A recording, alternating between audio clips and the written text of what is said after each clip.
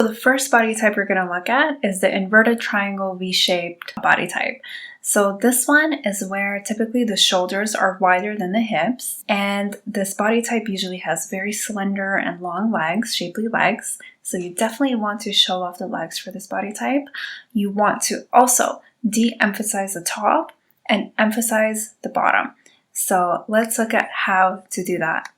So before we look at that, let's look at a few celebrities here that have that body type. So as you can see, their shoulders are wider than their hip area.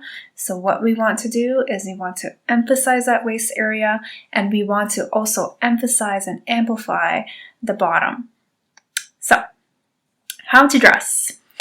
Typically, you would absolutely want to avoid dragging too much attention with silhouettes and patterns and ruffles and lace to the top.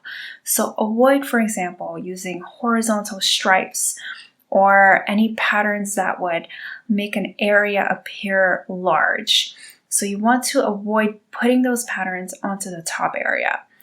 Also avoid lace, frills, ruffles, anything that has a lot of embroidery and elements to it. Stick to sleek, slender silhouettes and tops. When it comes to the bottoms, what you want to do is you would want to emphasize the bottom area. And the best way to do that is to pick pants and shorts and skirts that have a bit of a flare to them. So avoid skinny fit pants and skinny fit shorts or skirts, because you want to bring out that fullness at the bottom so it is balanced out with the top. And don't forget to always emphasize the waist. Same thing when it comes to sleeves. You want to avoid too much detail here. So for example, avoid sleeves that are puffy and stick to fitted tops, slender fitted tops, so that you are de-emphasizing the top area and you are emphasizing that bottom area, and you're creating a balanced silhouette. Same thing with shorts. Avoid tight-fitted pants, tight-fitted shorts, and stick to something with a flare at the bottom. So also, if something has pockets, some sort of a detail, the area will always appear larger. So find details in those garments that you're choosing to emphasize and make an area appear larger. Moral of the story: de-emphasize the top, emphasize the bottom, and always emphasize the waist.